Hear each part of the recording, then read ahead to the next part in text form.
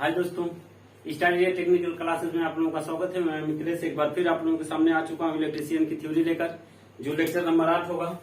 और आप लोगों को आज हम बताने वाले हैं लेक्चर नंबर 8 में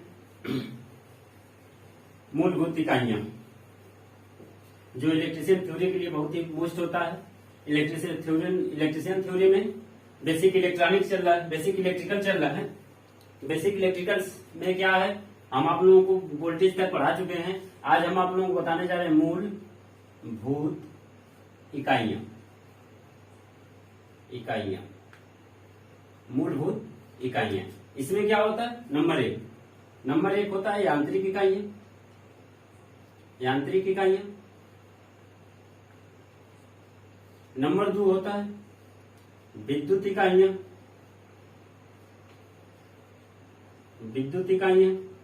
फिर उसके बाद नंबर 3 होता है ऊष्मीय इकाइयां।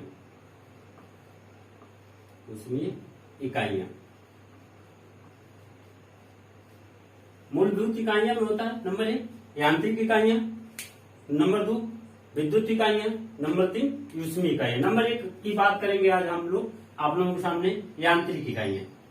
यांत्रिक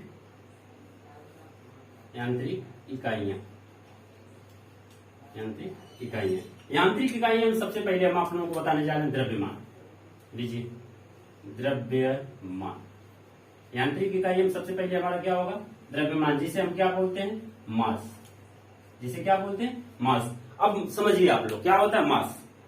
कोई भी वस्तु है अपने अंदर एक मात्रा रखता है। अपने अंदर कोई भी वस्तु, दुनिया की कोई भी वस्तु हो, अपने अंदर एक मात्रा रखती है। उसी मात्रा को हम क्या बोलते हैं? द्रव्यमान यानी मास। ये जो होता है ये कभी चेंज नहीं होता। द्रव्यमान चाहे ये धरती पर हो, चाहे ब्रह्मांड में जाइए, किसी वस्तु का जो द्रव्यमान होता है वह कभी चेंज नहीं होता। तो द्रव्यमान यानी किसी वस्तु, कोई भी वस्तु अपने अंदर एक मात्रा रखती है, जिसे द्रव्यमान कहते हैं। इसे यम से शो करते हैं और इसका मात्रक होता है, यम से शो करते हैं, इसका मात्रक लिख लीजिए। यम से प्रदर्शित करते हैं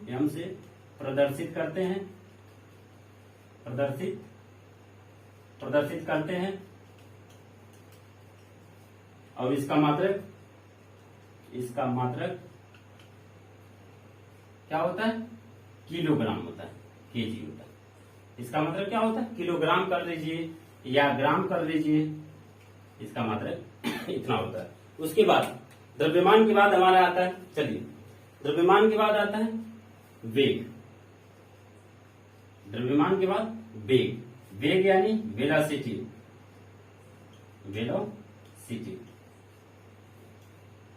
वेग यानी वेलोसिटी। द्रव्यमान के बाद आता है, ये सब यांत्रिक इकाइयां हैं, आप लोग ध्यान से समझिएगा। मूलभूत इकाइयां 3 इकाइयां, यांत्रिक इकाइयां, विद्युत इकाइयां और ऊष्मीय इकाइयां। यांत्रिक इकाइयां में द्रव्यमान आ गया। द्रव्यमान यानी किसी वस्तु, कोई भी वस्तु अपने अंदर एक अपनी मात्रा रखता है, जिसे हम क्या बोलते हैं? द्रव्यमान। द्रव्यमान को हम यम से शो करते हैं और यम हमारा क्या होता है? इसका मात्रा क्या होता है? केजी का या ग्राम। उसके बाद आता है वेग यानी वेलोसिटी। जब कोई गतिशील वस्तु, देखिए क्या होता है, जब कोई गतिशील वस्तु एक निश्चित दिशा में और एक निश्चित समय में, जब कोई गतिशील वस्तु एक निश्चित दिशा में और एक निश्चित समय में कोई दूरी तय करता है, तो उसी दूरी को क्या बोलते हैं? वेग यानी जब कोई गतिशील वस्तु एक निश्चित दिशा में एक निश्चित समय में कोई दूरी तय करता है, उसे क्या बोलते हैं? वेग को लिख सकते हैं, वेग बराबर दूरी बटा समय। वेग बराबर दूरी बटा समय। निश्चित दिशा का हो, निश्चित दिशा हो, दूरी में हो तो निश्चित दिशा हो, समय में क्या हो? निश्चित समय हो। ये कंडीशन है, निश्चित समय और निश्चित दिशा में जब दूरी तय करता है तो वेग बराबर दूरी बटे समय होता है। और वेग बराबर क्या होता है? वे इसका मात्रक होता है। इसका मात्रक क्या होता है? मीटर पर सेकेंड होता है। मोस्ट है भाई, इसका मात्रक मीटर पर सेकेंड होता है। जब कोई गतिशील वस्तु एक निश्चित समय में एक निश्चित दिशा में जब कोई दूरी तय करता है तो उसको बोलते हैं क्या? उसको बोलते हैं वेग। वेग का मात्रक क्या होता है? वेग का मात्रक मीटर पर सेकेंड होता है। चलिए आगे बताते हैं। वेग का मात्रक मीटर पर सेकेंड होता है। नंबर 3 में आता है हमारा त्वरण। त्वरण मतलब एक्सेलरेशन।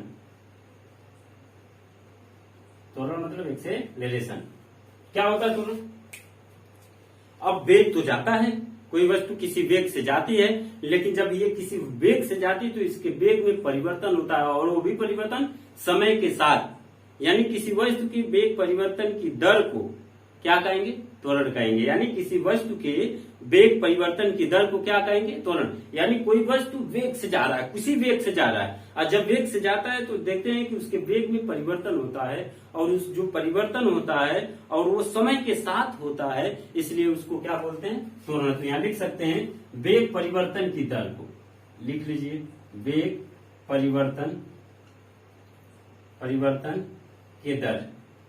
के दर को त्वरण कहते हैं। वेग परिवर्तन की दर को त्वरण कहते हैं। इसे ए से प्रदर्शित करते हैं,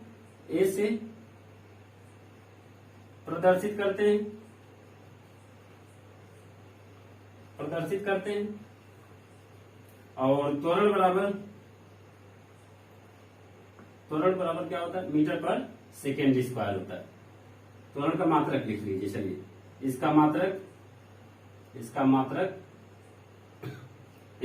होता है मीटर पर सेकेंड स्क्वायर। त्वरण का मात्रक क्या होता है? मीटर पर सेकेंड। इसका मात्रक होता है मीटर पर सेकेंड स्क्वायर। नेक्स्ट आइए बताते हैं आप लोगों को बल। हो गया त्वरण के बाद आता है बल। चलिए ये सब जितने हैं ये यांत्रिक इकाइयां हैं। बल हो गया। चलिए बल के बाद बताते हैं बल में बल क्या होता है? बल व धक्का। जैसे क्या है? ये वस्तु है। आइए बल को अच्छे तरीके से आपको समझाते हैं, ध्यान समझिएगा। ये वस्तु है, बल व धक्का या खिंचाव है। यानी बल को क्या कहेंगे? धक्का कहेंगे या खिंचाव कहेंगे, जो किसी वस्तु की स्थिति में परिवर्तन कर देता है या करने का प्रयास करता है। बल व धक्का या खिंचाव है जो किसी वस्तु की स्थिति में परिवर्तन कर देता है या करने का प्रयास करता है। तो आप लोग अपनी भाषा में लिख सकते हैं एकदम बढ़िया से, रटने की जरूरत नहीं है। बल व धक्का या खिंचाव है जो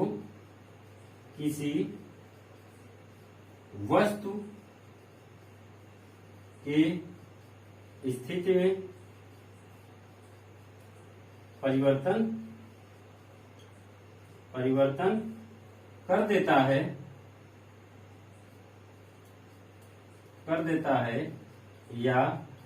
है या करने का प्रयास करता है। बल व धक्का या खिंचाव है जो किसी वस्तु की स्थिति में परिवर्तन कर देता है या करने का प्रयास करता है। अब बल बराबर इधर देखिए बल बराबर क्या होता है? बल को F से फोर्स से शो करते हैं।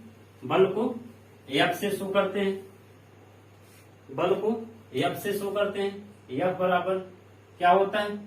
ma। F बराबर क्या होता है? ma। यानी बल बराबर द्रव्यमान गुणे त्वरण भी होता है। और बल का मात्रक इसी को बोलते हैं, इसका मात्रक होता है, क्या होता है? न्यूटन होता है। इसका मात्रक न्यूटन होता है। बल बराबर द्रव्यमान गुणे त्वरण, और इसका मात्रक होता है न्यूटन होता है। उसके बाद आता है घनत्व। इसी के नीचे लिख लीजिए। इसके बाद क्या है यांत्रिक में? घनत्व की डेंसिटी। क्या होता है? डेंसिटी में क्या होता है? एकांक आयतन में उपस्थित द्रव्यमान की मात्रा को उस वस्तु का क्या कहते हैं? घनत्व कहते हैं। डिफिनेशन याद हो चाहे ना हो, आप लोग समझ जाइएगा कि घनत्व बराबर, फार्मूला तो याद ही कर लीजिए, घनत्व बराबर द्रव्यमान बट्टे आयतन। घनत्व बराबर होता है द्रव्यमान बट्टे आयतन। घनत्व का मतलब द्रव्यमान बट्टे आयतन। द्रव्यमान का मतलब होता है किलोग्राम, आयतन का मतलब होता है मीटर क्यूब, यानी घनत्व का मात्रक इसका मात्रक किलोग्राम पर मीटर क्यूब होता है। इसका मात्रक किलोग्राम पर मीटर क्यूब होता है। उसके बाद आता है भार। उसके बाद क्या आता है? भार आता है। इधर मिटा रहे हैं, इधर आप लोग देखिएगा मिटा रहे हैं। उसके बाद आता है भार। भार तो इतना आसान है कि पृथ्वी किसी वस्तु को जिस बल से अपनी ओर खींचती है उसे उस वस्तु का क्या कहते हैं? भार कहते हैं। उसे उस वस्तु का भार कहते हैं। भार, भार यानी वेट, WEI, WIE होता है, WEI GST। वेट, वेट क्या होता है? वेट बराबर W बराबर होता है, क्या होता है? द्रव्यमान mg, W बराबर mg, यानी ये होता है भार।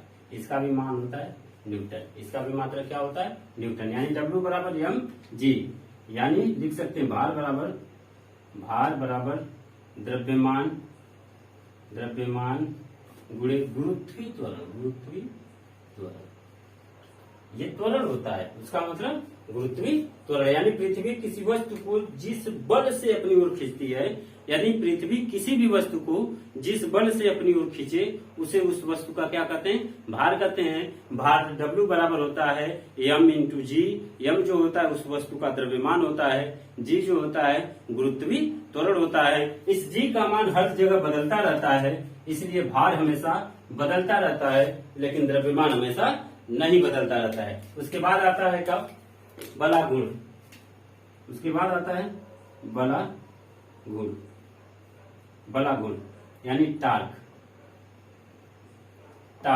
टार्क को T से शो करते हैं, याद रहे। टार्क को T से शो करने के बाद F गुणे R होता है, और इसका मात्रक होता है न्यूटन मीटर। इसका मात्रक क्या होता है? Newton metre.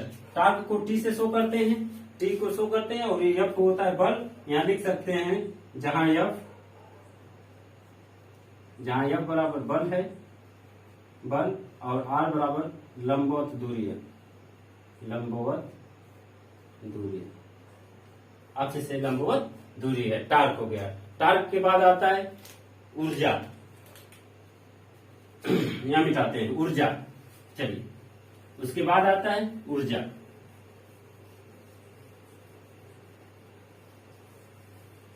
टार्क के बाद आता है ऊर्जा। ये देख लीजिए, ऊर्जा हो गया। ऊर्जा मतलब एनर्जी।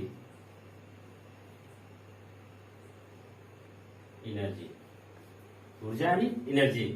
किसी वस्तु के कार्य करने की क्षमता को क्या कहते हैं? किसी वस्तु के कार्य करने की क्षमता होती है। यह कार्य करने की क्षमता होती है। यह कार्य करने की क्या होती है? क्षमता होती है। ऊर्जा जो होती है वह कार्य करने की क्या होती है? क्षमता होती है। और कार्य करने की क्षमता होती है, और यह दो प्रकार की होती है। यह दो प्रकार की होती है। ये दो प्रकार की होती है। कार्य करने की क्षमता होती है, और ये दो प्रकार की होती है। नंबर 1 गतिज ऊर्जा, और नंबर 2 स्थितिज ऊर्जा।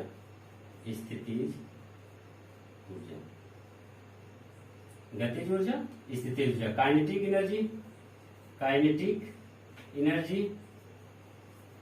और काइनेटिक एनर्जी, और ये होती है पोटेंशियल एनर्जी।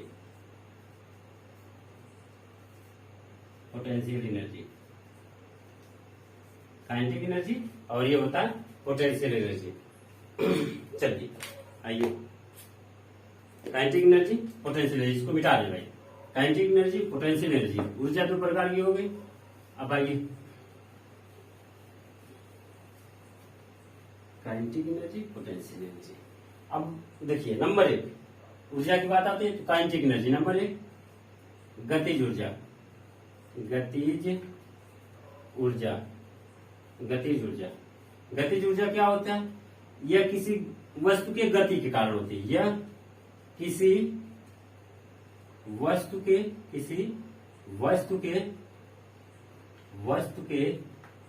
गति के कारण होती है।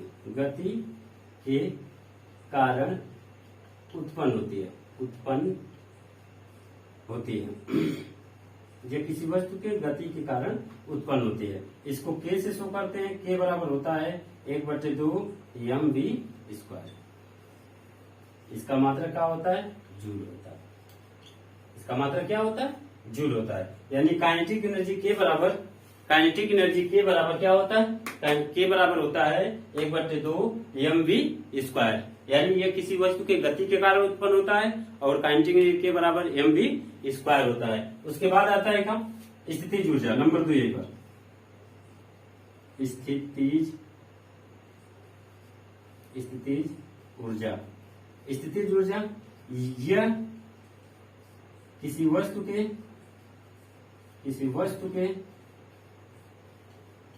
स्थिति के कारण होती है। स्थिति के कारण